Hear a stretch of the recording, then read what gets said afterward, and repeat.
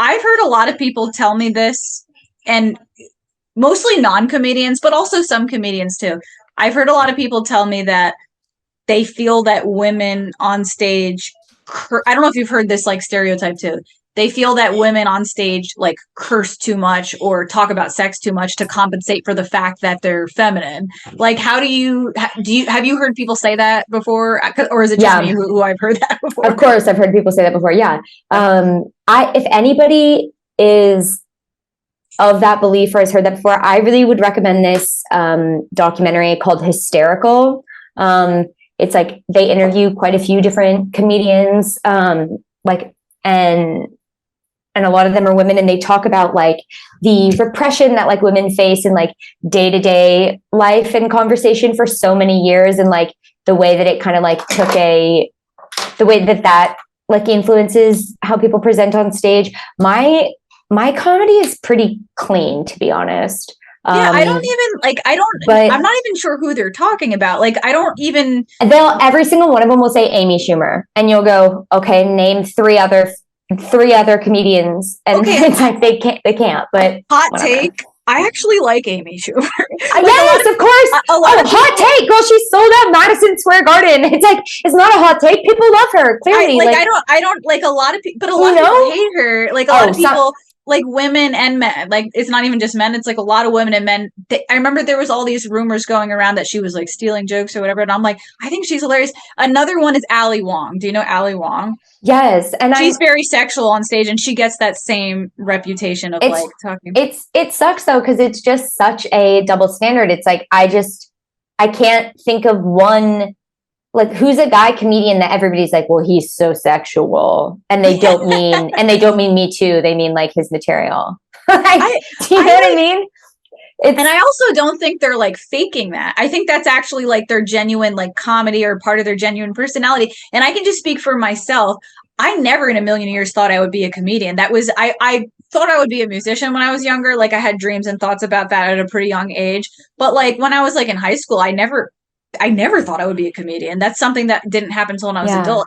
And I can tell you, I was very vulgar in my speech. Like anybody who's known me when I was a kid, I've always been like joking about sex. Like they know, like a job that I used to work at, I used to like literally like the whole staff, like I used to go up to people and be like, yeah, she had that fat ass. Like, I don't like, and the whole staff started like saying it. Like, it was like I've always been like the one like cracking sex jokes. Like, so, and I'm not even like necessarily super sexual on stage. Like, the point I'm trying to make is like, that wasn't like a character I made up to like try to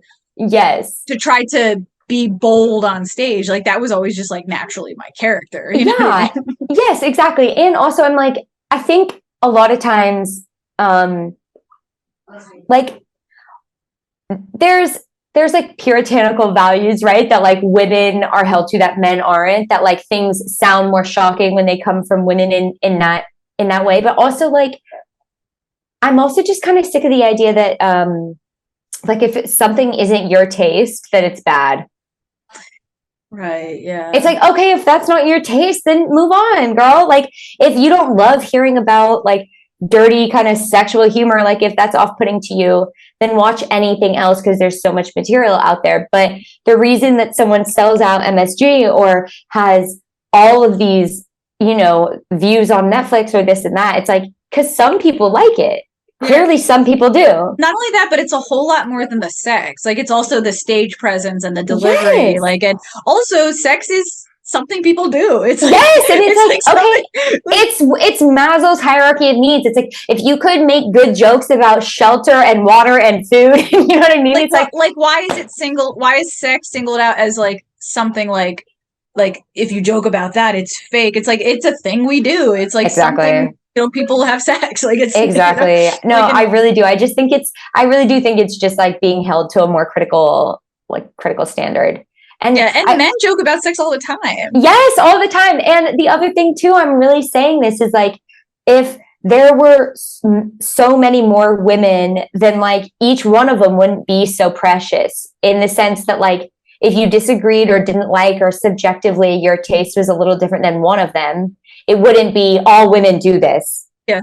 Women are always like this. It's like, that's one person. Because I think that about guys all the time. I'm like, do you know how many guys aren't funny? Like, do you know how many guys are mad sexual? Like, but there's just so many that, you know, when you see it, you're not assigning it to the entire gender. Not only that, but as more female comedians are coming up, not there. I think there is also a stereotype that like, if you're a female comedian, you have to be this like very masculine presenting. Like you have to be like you gotta fit in with the boys. Yeah, and that's actually not true either. I've seen some really great female comedians that are soft spoken, and in a way, it actually works for their benefit, like because they say like the jokes are so funny, but they have this like sweet voice that goes along with it. So it's like that's kind of shocking in itself because it's like you wouldn't expect it sort of thing. So I don't think they need to like go on stage and be like, yeah, what's up? Like I think you can have like a very soft spoken type of, you know, voice and still have amazing jokes behind it and still do a great delivery and a great job, you know? Agreed, 100%.